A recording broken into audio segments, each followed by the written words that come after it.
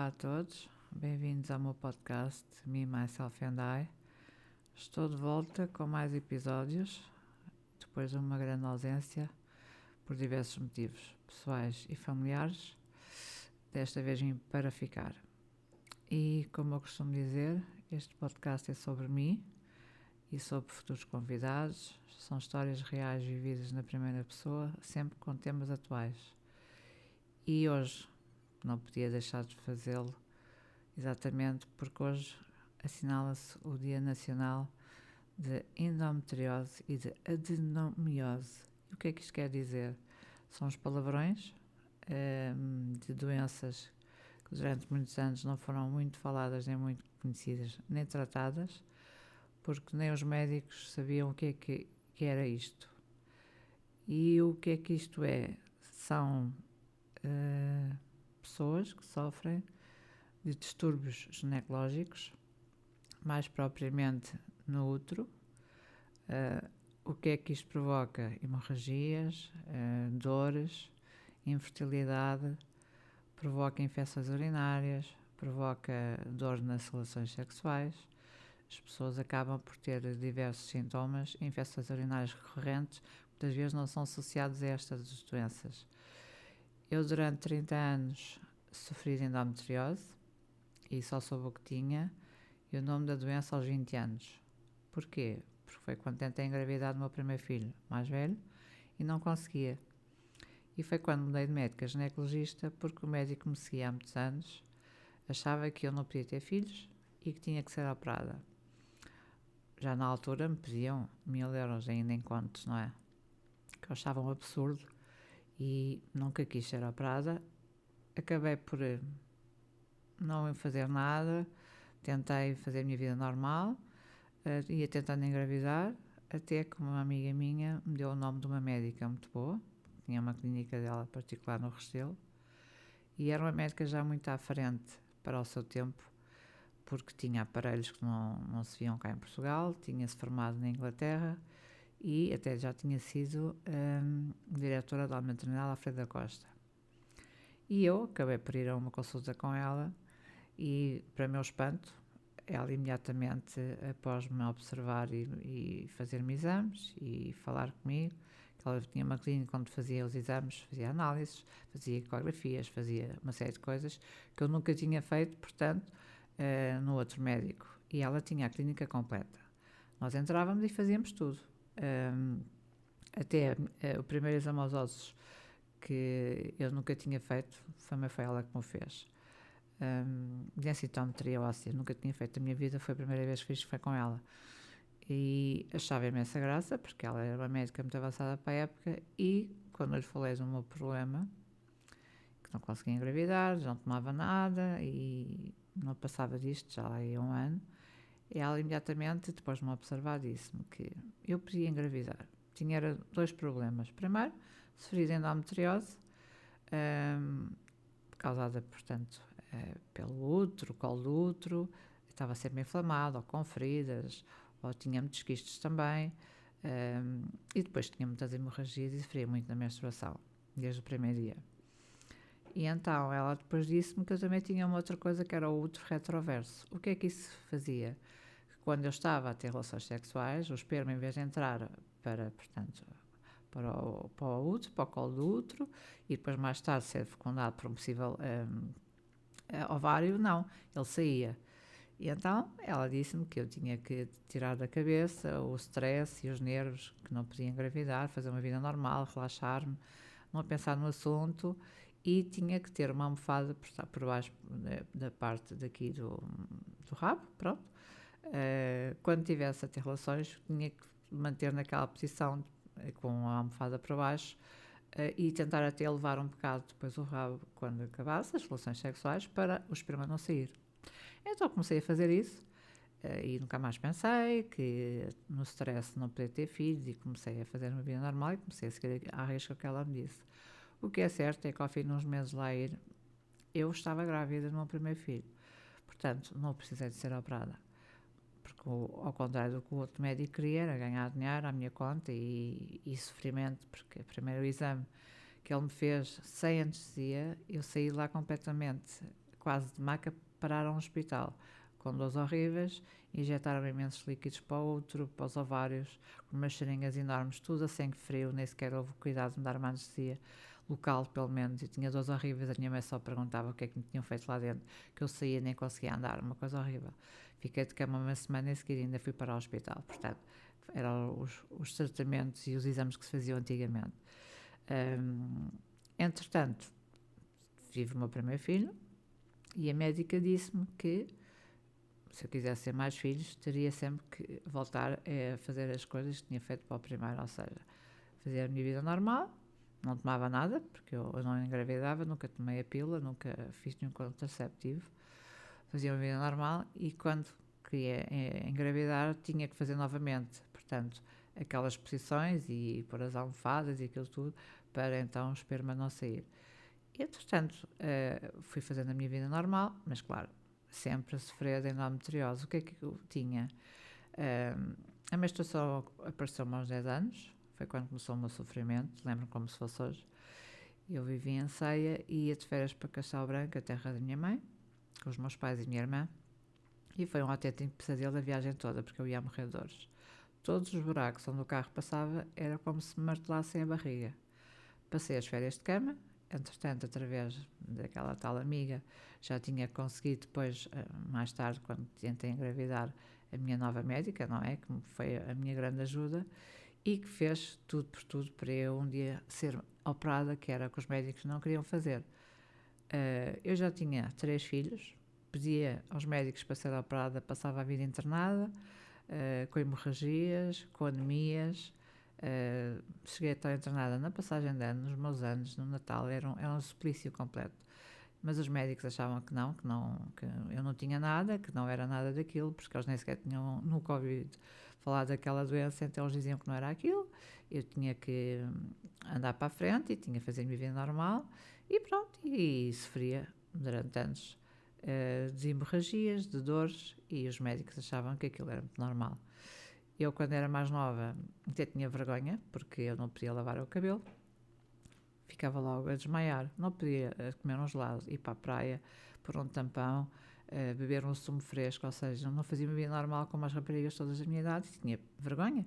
Porquê? Porque eu, todas as vezes que tinha o período, a menstruação, tinha que usar fitas, gel no cabelo e gorros e chapéus, e toda a gente sabia que eu estava com a menstruação. E para uma miúda, portanto, a partir dos 10 anos, 10, 12, 15 anos, que andava no liceu, tornava-se um bocadinho, portanto, incomodativo e tinha muita vergonha, porque já toda a gente sabia, ela está com o período, ela está na altura do período. Portanto, acabava por ser muito desgastante, não só fisicamente, o suplício e as dores e o martírio que eu passava, como também psicologicamente, emocionalmente, acabava por afetar também a minha saúde mental, que é mesmo assim.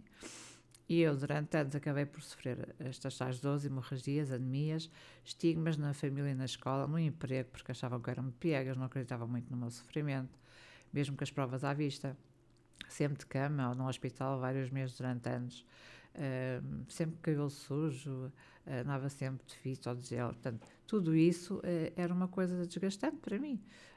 Eu lembro-me que uma vez pus um tampão e ia desmaiando, uma vez tentei lavar a cabeça, desmaiei na banheira, fui para o hospital. Era uma coisa insuportável, insuportável. Outra vez fui com a minha mãe e com a minha irmã para baixo a fazer compras e fomos lanchar à pastelaria suíça. A minha irmã comeu um gelado e eu, já para não passar mal, disse à minha mãe: eu não vou comer um gelado, não posso, mas pelo menos bebo aqui um sumo mais fresco. O sumo nem estava muito fresco. As pessoas ficaram completamente pasmadas na pastelaria, os empregados, porque eu mal bebi uns golos, imediatamente desmaiei. Saí da ambulância para o hospital e, portanto, isto era a minha vida. Ou estava no trabalho, saí da ambulância para o hospital porque desmaiava. Portanto, isto era completamente absurdo. Eu acordava com a cama cheia de sangue sem mexer, eu saía do trabalho com a cadeira cheia de sangue, eu tinha que andar sempre vestida de preto para não se notar no trabalho e nos transportes públicos que eu estava toda suja e que estava novamente com as menstruações e com as hemorragias. Sofria muito em silêncio e sempre muito envergonhada na escola e no trabalho, Porque lá está, todas as pessoas sabiam quando é que eu tinha a menstruação, o que era uma coisa incrível, quer dizer, eu não podia ter uma vida normal e ter a minha vida particular. Toda a gente tinha que saber o que é que eu tinha, não é? Isto era uma coisa para uma rapariga, para uma mulher que não era saudável em todos os aspectos.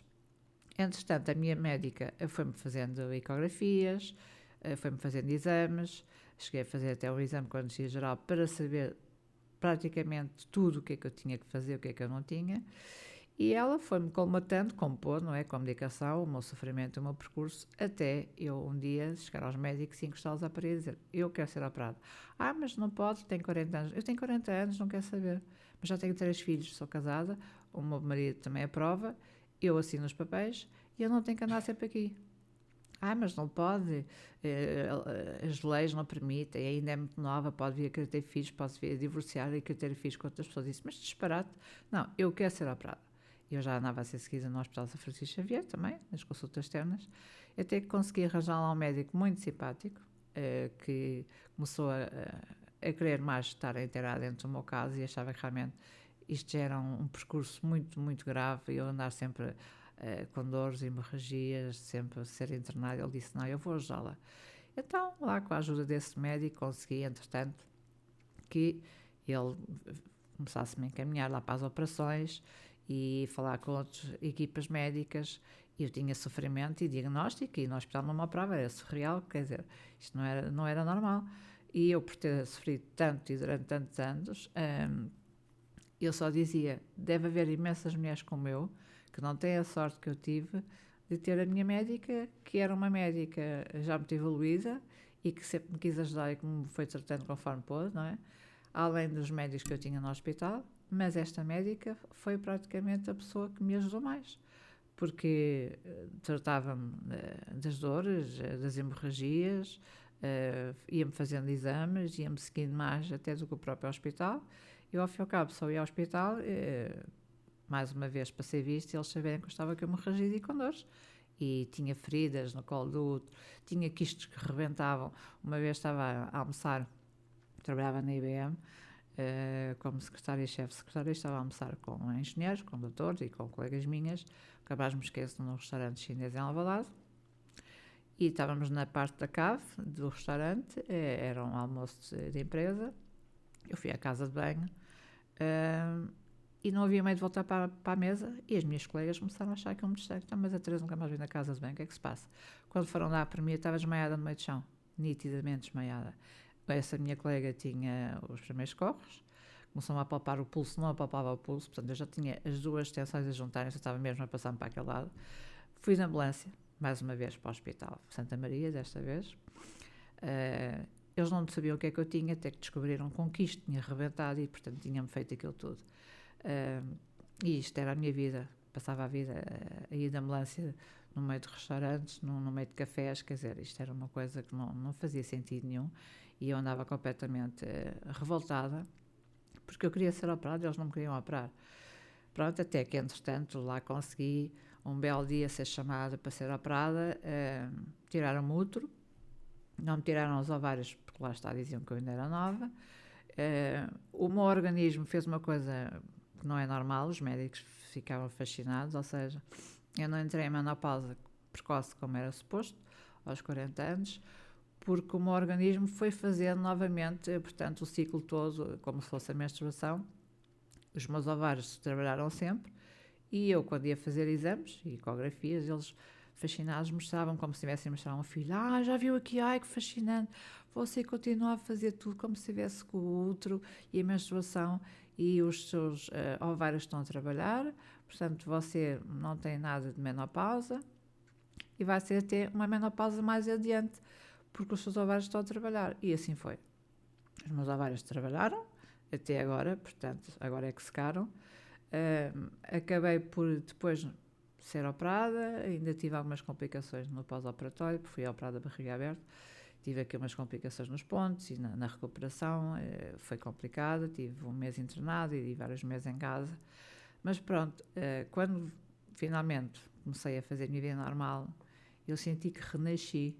Porquê? Porque eu só dizia assim, finalmente estou a fazer uma vida normal.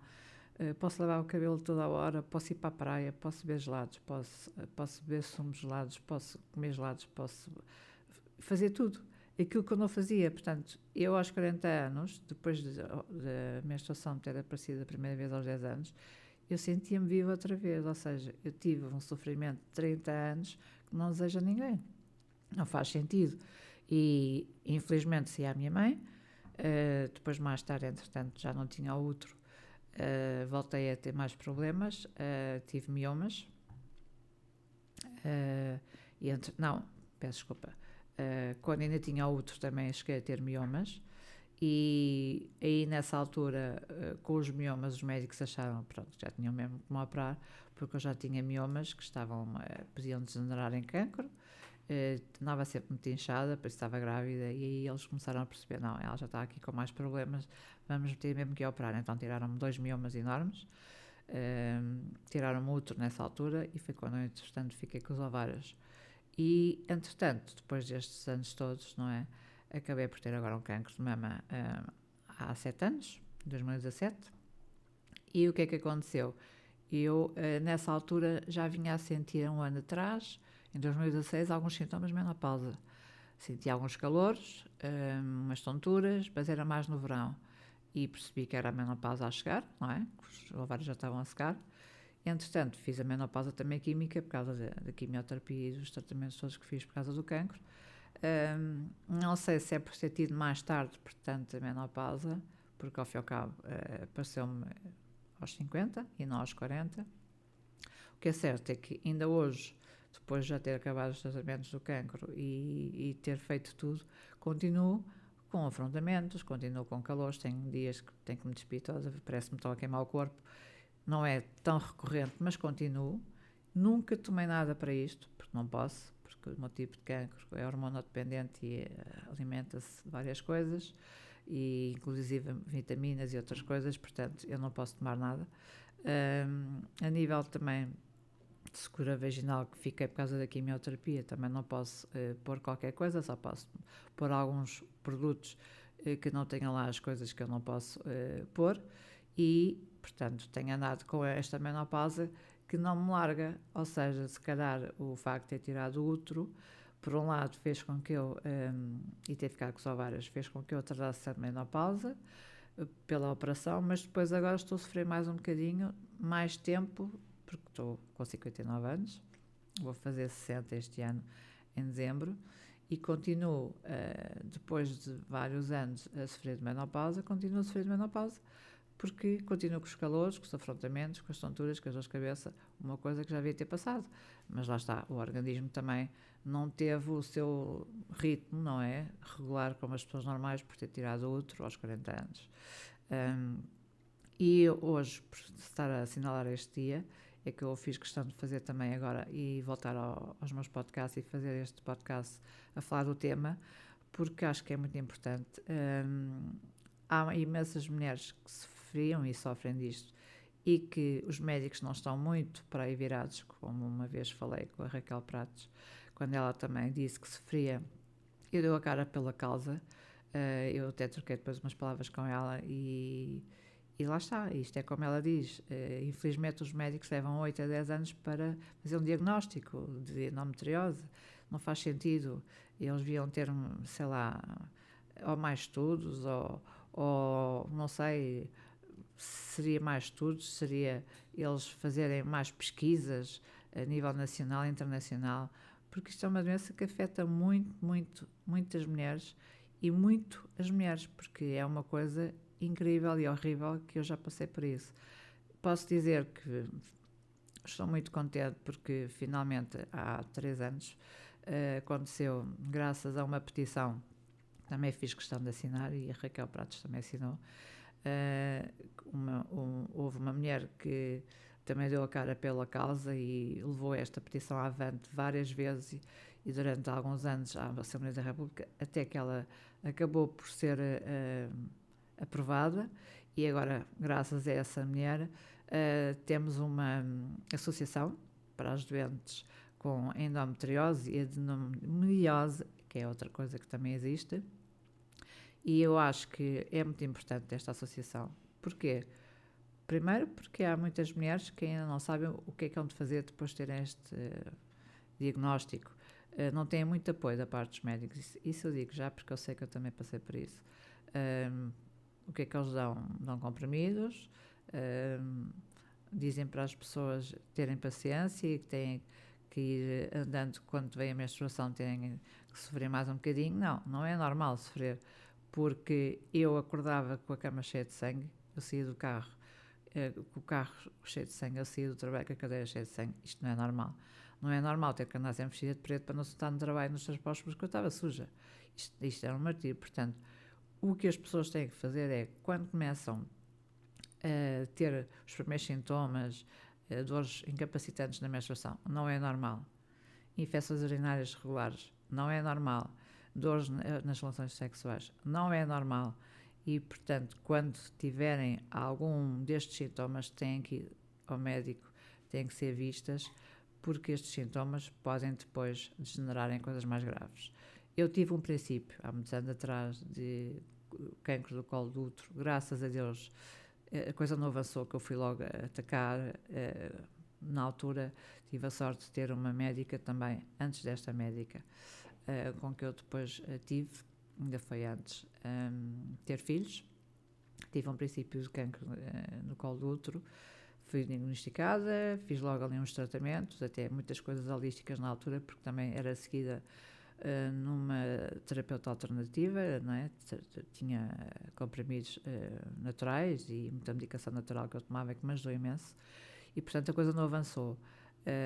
Mas a endometriose também pode generar em cancro do colo do útero. Porquê? Precisamente por causa das infecções, das feridas, de tudo aquilo que se vai lá gerando no útero e no colo do útero. Isso pode generar em cancros do colo do útero e, portanto, as pessoas têm que ter muito cuidado, e quando tiverem alguma coisa que acharem que não é normal na altura da menstruação e fora da menstruação, que tenha a ver com estes sintomas que eu acabei de dizer e que vou dizer mais uma vez, se tiverem dor nas relações sexuais, se tiverem dores incapacitantes nas menstruações, se tiverem alterações intestinais, se tiverem infertilidade, não é normal. Não é normal e têm que ser vistas. Têm que ser vistas logo, ou numa urgência, ou vão ao ginecologista, ou vão ao médico de família, porque isso não é normal. Infecções urinárias recorrentes era uma das coisas que eu também tinha. Alterações intestinais eu também tinha. Dores nas relações sexuais eu também tinha. Dor menstrual incapacitante eu também tinha. E infertilidade eu também tinha. Ou seja, eu tinha os sintomas todos. Mas lá está, na altura os médicos não sabiam muito bem o que era isto e achavam que era outra coisa qualquer, era a menstruação que me fazia mal, e era uma menstruação mais abundante e mais dolorosa que as outras pessoas tinham. Saía a minha mãe, infelizmente, como há bocado estava a dizer, a minha mãe também teve miomas e também sofria muito na menstruação, sempre com hemorragias, sempre deitada com dores. Portanto, nesse caso, tenho a dizer que também saía a minha mãe também foi operada, na altura em Coimbra, também tirou tudo, na altura tirou-se tudo, é fazer tudo. A minha mãe tirou logo os ovários e o útero, porque diziam que, como ela já tinha 2 filhas, e já tinha 45 anos na altura, também já não precisava ter mais filhos, e portanto ela tirou logo tudo. A mim deixaram-me os ovários, precisamente para eu não entrar em menopausa precoce. E com isto, venho-vos alertar para estes sintomas, para esta causa, agradecer muito a quem criou esta associação e dizer que porque tantos anos de sofrimento? Não faz sentido. Porque é que tantas mulheres têm que sofrer? Também não faz sentido. Não têm que esperar 8 e 10 anos, como diz a Raquel Pratos, para terem um diagnóstico. É surreal. Isto não devia acontecer no século XXI. Março é o mês da sensibilização para a endometriose e para a adenomiose, e portanto, se tiverem algumas queixas, se acharem que têm algum destes sintomas, se conhecerem alguém que tem estes sintomas, não esperem mais, podem entrar em contato com a Associação Melhorendo para serem ajudadas, ou vão a uma consulta de um ginecologista, ou vão ao vosso médico de família, façam exames, façam ecografias, análises sejam vistas, porque podem também estar a salvar a vossa vida e terem uma vida mais normal e mais saudável. E por aqui me fico hoje e dizer que vou voltar agora a fazer mais recorrente, mais episódios, com muitos temas interessantes, que eu já tinha para fazer antigamente, e agora vou começar a estar mais todas as semanas a fazer um podcast com vários temas atuais, como eu digo sempre, vividos na primeira pessoa por mim e por futuros convidados. Espero que tenham gostado e que ouçam os meus podcasts, partilhem, sigam e até breve.